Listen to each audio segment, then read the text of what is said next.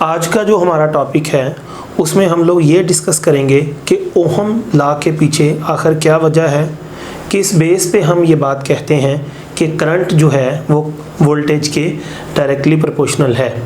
आखिर इसके पीछे कौन सी लॉजिक्स हैं, आखिर इसके पीछे कौन सी साइंटिफिक रीजंस हैं। आमतौर पे हम ये सुनते हैं कि जैसे कोई फ्लूइड का प्रेशर ज़्यादा होता है तो फ्लूइड उतना ज़्यादा फ्लो करेगा। इसी तरह जितना वोल्टेज ज़्यादा होता है, ये प्रेशर की तरह है, उतना ही करंट का ज़्यादा बहाव होगा, उतना ही ज़्यादा करंट फ्लो करेगा। तो हमें समझना है कि आखिर इसके पीछे कौन सी रीजंस हैं।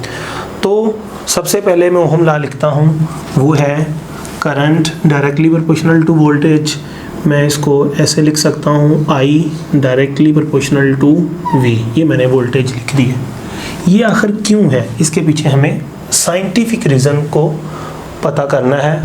तो आप समझें, ये आपके पास एक मेटल की वायर है जिसका ये जो टर्मिनल है बैटरी के पॉजिटिव के साथ जोड़ दिया और ये वाला टर्मिनल बैटरी के नेगेटिव के साथ जोड़ दिया। और ये जो आपकी बैटरी है इसका पोटेंशियल वेरिएबल है, आप इसकी जो पोटेंशियल डिफरेंस है वो कम ज़्यादा कर सकते हैं।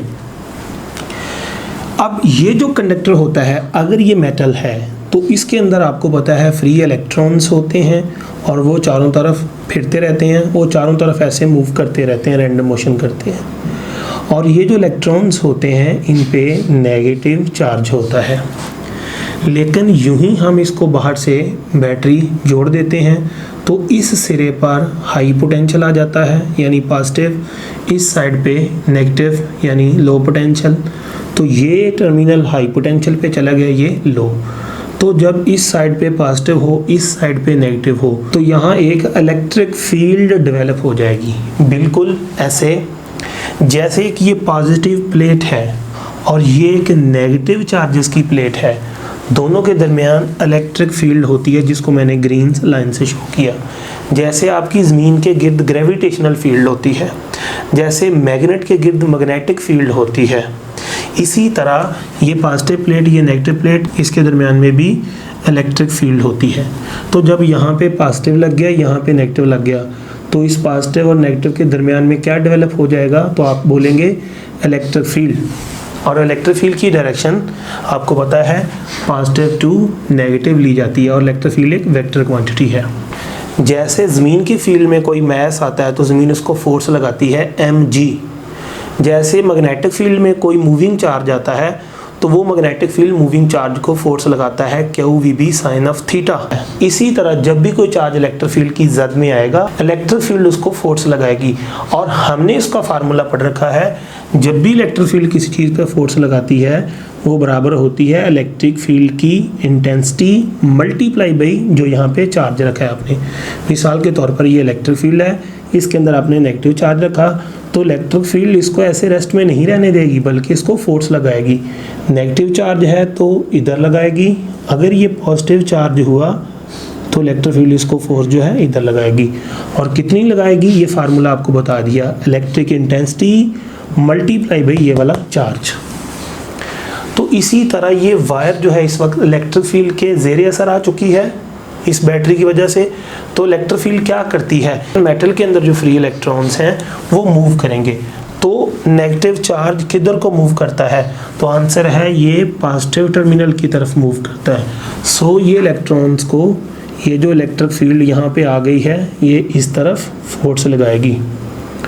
और ये फोर्स कितनी लगाएगी मैंने आपको पहले भी बताया, अगेन बता देता हूँ। ये इलेक्ट्रिक फोर्स में हमेशा बराबर होती है इलेक्ट्रिक इंटेंसिटी मल्टीप्लाई बाई ये वाला जितना भी चार्ज है। ये आपको एक कॉन्सेप्ट मैंने सिखाया कि जब भी कोई चार्ज इलेक्ट्रिक फील्ड के ज़ेरे असर आता है उस पर इलेक्ट्रिक फील्ड एक फोर्स लगाती है जिसके कारण वो चार्ज चलना शुरू हो जाता है। इसकी मिसाल ऐसे ही है जैसे आपके सर के ऊपर मच्छर हो तो वो ऐसे बिल्कुल एक रैंडम मोशन करता है। तो जब आप वो चलना शुरू कर दें, इस तरफ चलना शुरू कर दें, तो मच्छर अपनी रैंडम मोशन जारी रखेगा लेकिन साथ साथ इधर को भी चलना शुरू कर देगा। इधर भी इलेक्ट्रॉन्स अपनी रैंडम मोशन बरकरार रखेंगे और इलेक्ट्रिक फील्ड के अपोजिट चलना शुरू कर देंगे पॉजिटिव टर्मिनल की तरफ। तो जब इधर चलना शुरू कर देंगे तो चार्जेस का फ्लो बनेगा जिसको हम क्या कहते हैं, करंट।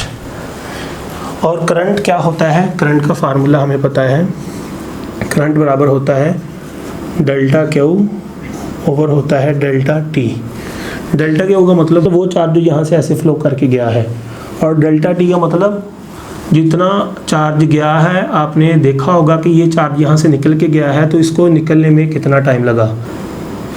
जितना चार्ज ज़्यादा जाएगा उतना करंट ज़्यादा होगा, जितना चार्ज कम होगा उतना करंट भी कम होगा। वो चार्ज लेना जो यहाँ से फ्लो करके ऐसे घूम रहा है।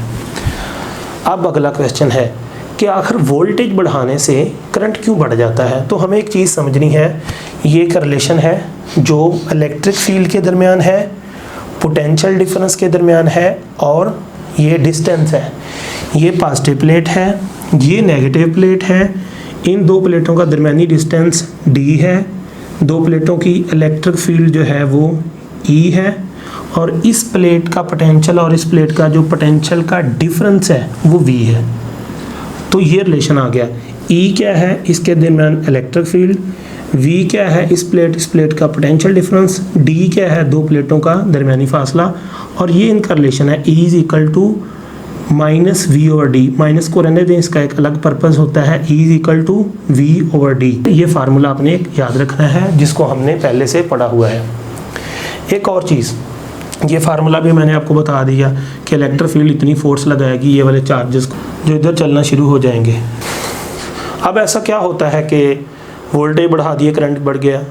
तो सुनो, तो ज़रा देखो, कोई फार्मूले कितने लिखा है, मैंने सिर्फ दो फार्मूले लिखे हैं, 1, 2 और 3। अब देखिए, इस फार्मूले में वोल्टेज जब बढ़ेंगे, ठीक है, जब वोल्टेज बढ़ाए जाएंगे, यहाँ से वोल्टेज बढ़ गए तो इलेक्ट्रिक फील्ड बढ़ जाएगी, ठीक है। जब यहाँ से वोल्टेज बढ़ाएंगे, यहाँ और यहाँ इसके दरमियान जो कंडक्टर पर लगने वाली इलेक्ट्रिक फील्ड है वो बढ़ जाएगी। जब इलेक्ट्रिक फील्ड बढ़ जाएगी तो सोचो चार्जेस पे लगने वाली फोर्स बढ़ जाएगी। तो जब चार्जेस पे लगने वाली फोर्स बढ़ जाएगी तो वो पहले से ज़्यादा तेज़ चलना शुरू कर देंगे। तो जब चार्जेस ज़्यादा तेज़ चलेंगे तो बताइए करंट ज़्यादा नहीं होगा। अब एक मिसाल देता हूँ, यहाँ कमरा है, लोग बाहर जा रहे हैं, 1 2 3 4 5 6 बाहर जाते जा रहे हैं। अगर आहिस्ता आहिस्ता चलेंगे तो फिर 1 सेकंड में ज़्यादा जाएंगे, या तेज़ चलेंगे तो फिर ज़्यादा जाएंगे। तो आंसर है, अगर आहिस्ता आहिस्ता चलते हैं तो 1 सेकंड में फॉर एग्जांपल 5 लोग बाहर जाते हैं। अगर वो तेज़ चलना शुरू कर दें तो 1 सेकंड में हो सकता है 15 लोग बाहर चले जाएं, 20 लोग बाहर चले जाएं। यहाँ भी कुछ ऐसा ही है, जब बाहर से वोल्टेज बढ़ाए जाते हैं तो इस पर लगने वाली इलेक्ट्रिक फील्ड बढ़ जाती है। इलेक्ट्रिक फील्ड जब बढ़ जाती है तो फिर उस चार्ज पे लगने वाली फोर्स बढ़ जाती है। जब उस पे लगने वाली फोर्स बढ़ जाती है, चार्जेस तेज़ी से चलते हैं। जब चार्जेस तेज़ी से चलते हैं तो करंट ज़्यादा हो जाता है। This is the basic concept behind the Ohm's law. यही वो कॉन्सेप्ट है जिसकी बेस पे ओहम लॉ को बनाया गया। तो मैं यहाँ थोड़ा शॉर्टकट करके लिख देता हूँ। हुआ क्या, वोल्टेज बढ़े तो इलेक्ट्रिक फील्ड बढ़ गई, वोल्टेज बढ़े तो इलेक्ट्रिक फील्ड बढ़ गई, इलेक्ट्रिक फील्ड बढ़ गई तो चार्ज पे लगने वाली जो फोर्स है वो बढ़ गई। चार्ज पे लगने वाली अगर फोर्स बढ़ जाएगी, ठीक है, तो फिर चार्जेस की जो वेलोसिटी है वो बढ़ जाएगी। जब चार्जेस की वेलोसिटी बढ़ जाएगी तो वो चार्ज जो वहाँ से गुजर के जा रहे हैं वो भी ज़्यादा गुजरेंगे। अगर डेल्टा क्यू यानी वो चार्ज जो पास हो गए वो बढ़ गए तो समझ लो फिर आपका जो करंट है वो भी इंक्रीज़ कर गया।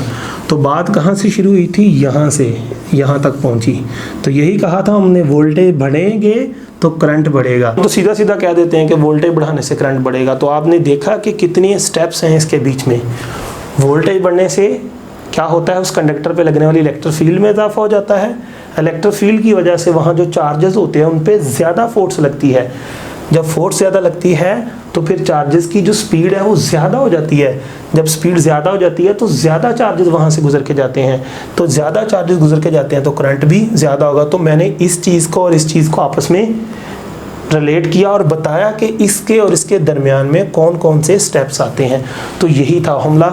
नेक्स्ट वीडियो में इंशाल्लाह मैं इस पर प्रैक्टिकल भी करूँगा, उसमें सिर्फ प्रैक्टिकल होगा और भी थोड़ा सा हमला के बारे में बताऊँगा।